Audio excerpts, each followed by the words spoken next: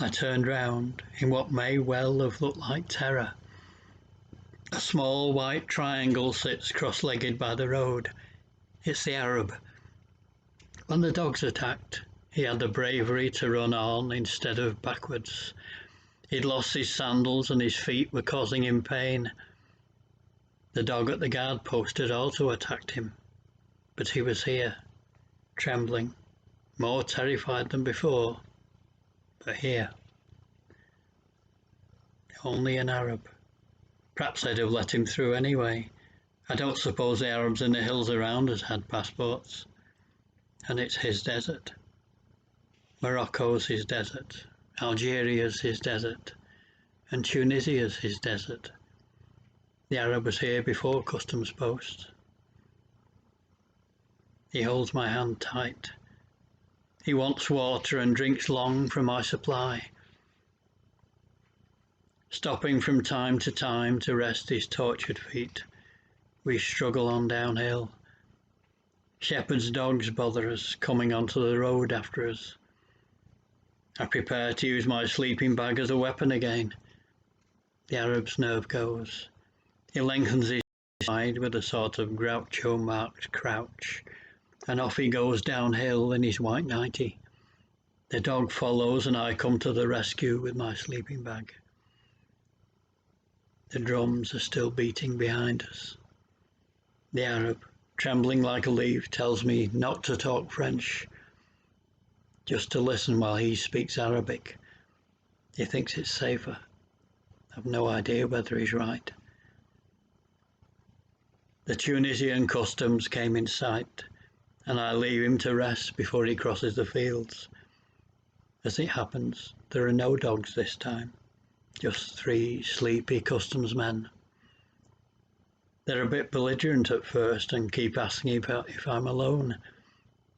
Perhaps the Algerian customs men or the men at the guard post saw me with the Arab. Who knows? They eventually realise I'm a lone, harmless explorer wandering the forests at night. Or an idiot. We all laugh about my leaky sleeping bag and my soup, and they play with my photographic equipment for a while. I changed a £1 note for some Tunisian thingies, scattered a few feathers round the room, and they waved goodbye and told me to look out for the wolves and lions as I walked down through the woods. By now it's pouring with rain, and Tunisia and I are getting wet. And no doubt the Arab's getting wet too. I walked in downhill zigzags for a while, then in a straight line towards Gardimau, which isn't getting any nearer. They've probably got the place on wheels and are taking it away at the same speed as I'm walking towards it. And I'm absolutely shattered. My feet are blistered. I wonder what sort of condition the Arab's in. I walk on and Gardimau doesn't get any nearer.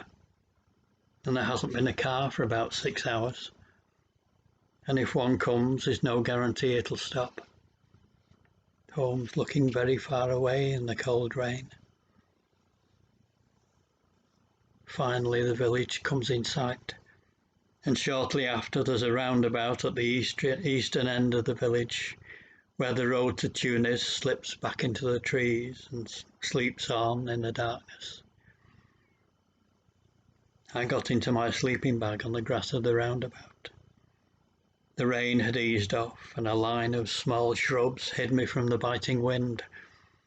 I lay with thumb poised and rested my tired legs. From time to time, Arabs passed, often pushing cows in front of them, and they looked at me with curiosity, but mostly it was quiet. No cars about, only an Arab gendarme on a moped, raspberrying through the night. He spots me, and obviously has questions to ask.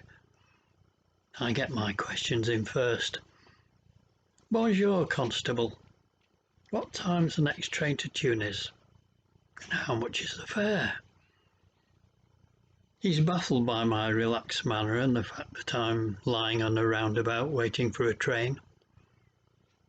But if I'm getting a train, then I'm going, so I'm not a problem. 20 to 5. It costs 1,015 Tunisian thingies. Merci. Bonsoir, monsieur. Bonsoir. He rides off, bewildered.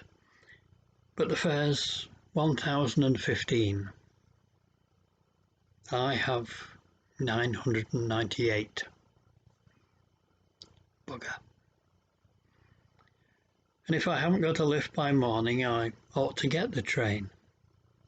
The Tunisian customs men thought there was a boat to Sicily at 10 a.m. on Mondays, and here I was in the early hours of Monday morning. If I could catch that boat, life would be easier. There's only one place to get currency in the early hours of the morning. Back at the customs.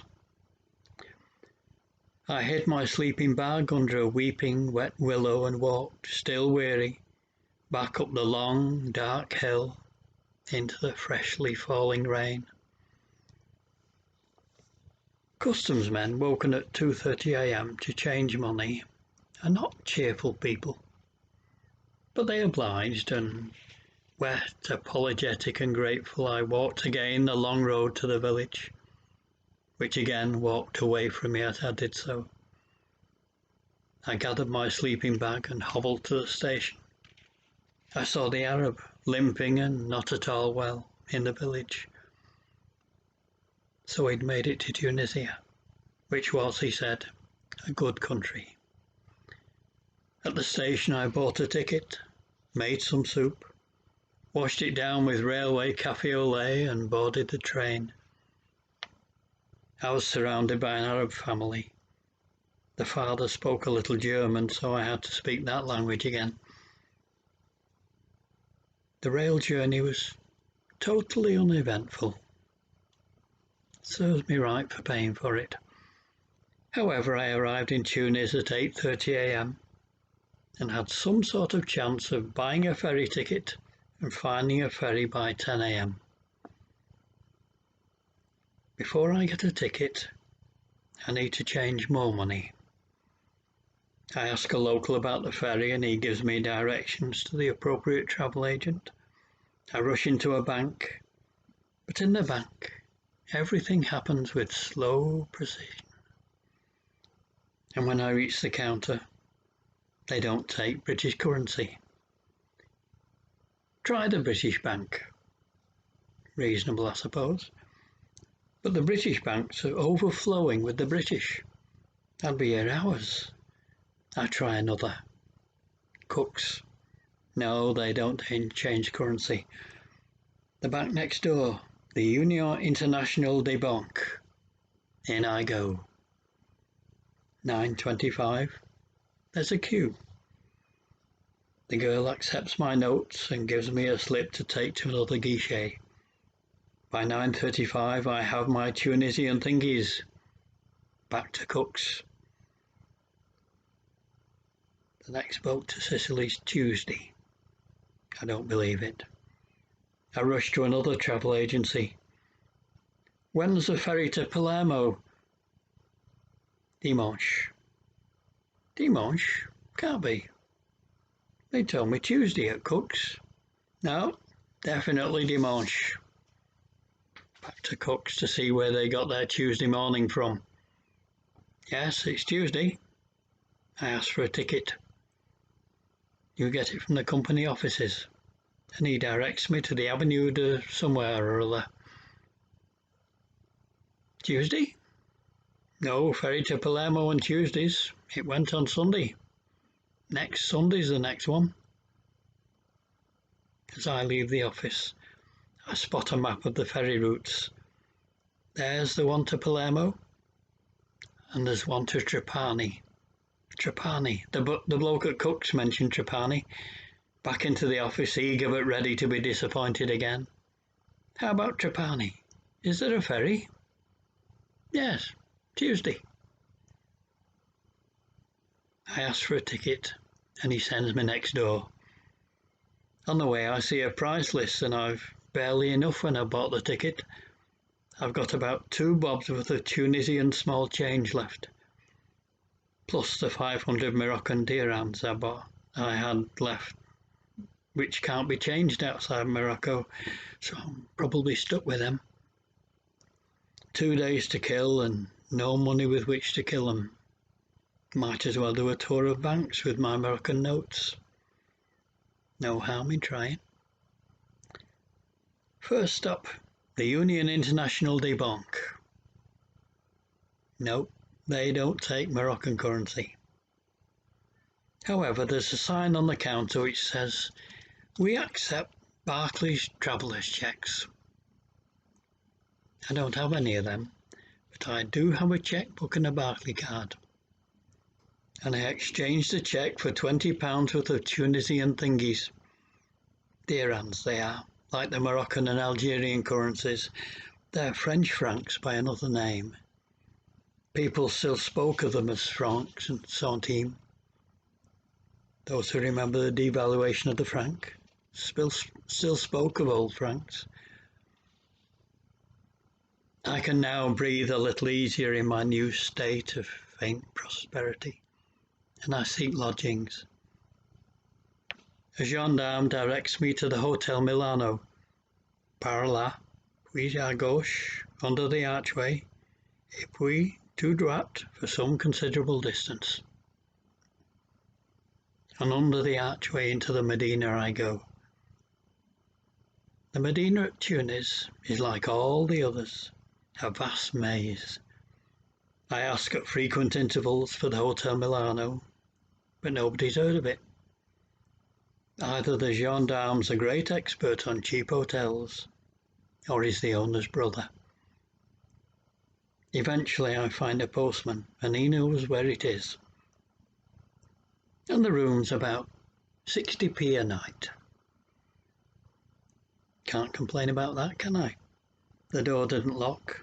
It rained in, and it was a little shed, one of about half a dozen stuck on the roof. But I had a bed and 4 walls and a door that didn't quite shut, and an only slightly perforated roof, and it was clean, and I could cook soup in it. I didn't have enough change and they let me have the room for 50p. In the rain, it had started again, I made the difficult navigation across the Medina to the station and back to the town centre from there. Later, on the final trip to the hotel to collect my baggage, I discovered that the hotel was on the edge of the Medina, closest to the city centre. I'd been crossing the Medina and then walking halfway round it to a spot very close to where I'd started from. I'm sure the exercise did me good. I went to the station and photographed trains, then to the city centre, to the Avenue Habib Bourguiba for a stroll and a coffee. Tonight I'd have one of my little celebrations. First, soup. Then into bed early and sit there munching at a loaf with some nice juicy butter on it. Butter's wonderful when you've been doing without it for a while. And a few cakes with icing and cream and all sorts of things that aren't good for me. And then a long, long sleep. And my sore feet could just lie there at the other end of me and do nothing for hours. That would be best of all.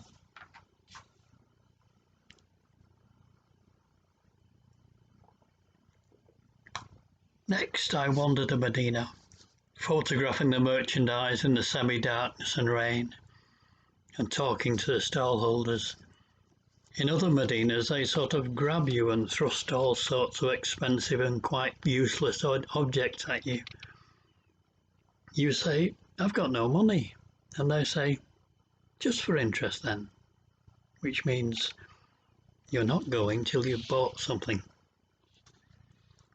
The Tunisians said this too, but for interest meant for interest, and you could just talk to them because they enjoy talking. I photographed details of jewellers' windows in the hope that some photos might come out, and they did, and tried to make patterns of the Moorish archways. Then it was tea time. I had a coffee and a cake and set about buying edible frivolities for my little celebration, then hurried back to the hotel. I feasted and slept well, and morning came before I was ready for it. At 10 a.m. I capitulated. I got out of bed, had breakfast on the Avenue Habib Bourguiba, and asked the way to Carthage.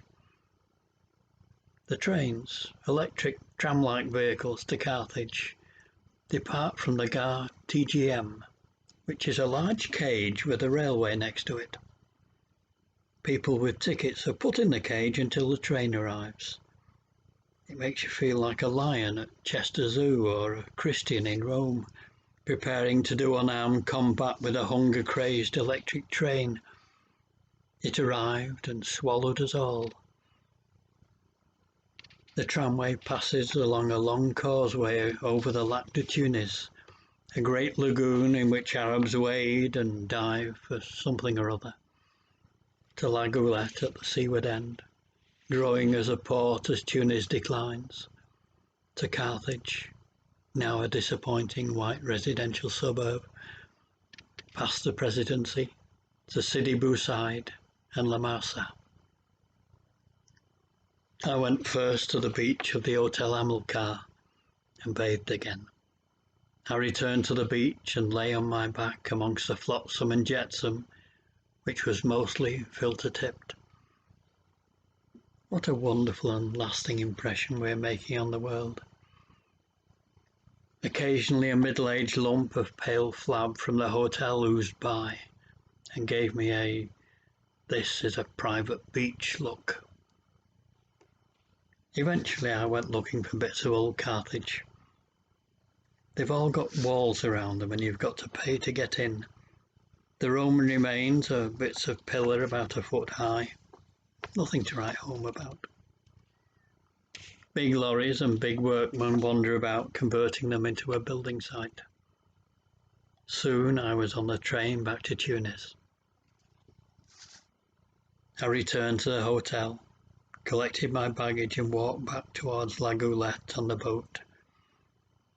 On the causeway I paused to photograph boats on the lagoon. A parent and small infant approached. "Bonjour, monsieur," said the infant. "Bonjour. Ça va?" "Oh, ça va bien." And eventually, as so often, it led to a request for money. I met a young Arab and we discussed Bobby Charlton, George Best, Colin Bell, Mike Summerby, Francis Lee, Rodney Marsh, Asa Hartford, Willie Donachie, World Peace. Who does he play for? All wars wrong except the one to get the Holy Land back from the Jews. All wars wrong except your own. And some wars are difficult to argue against.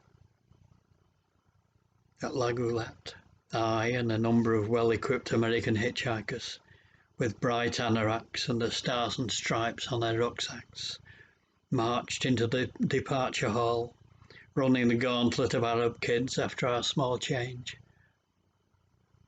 We boarded the boat and left poverty behind.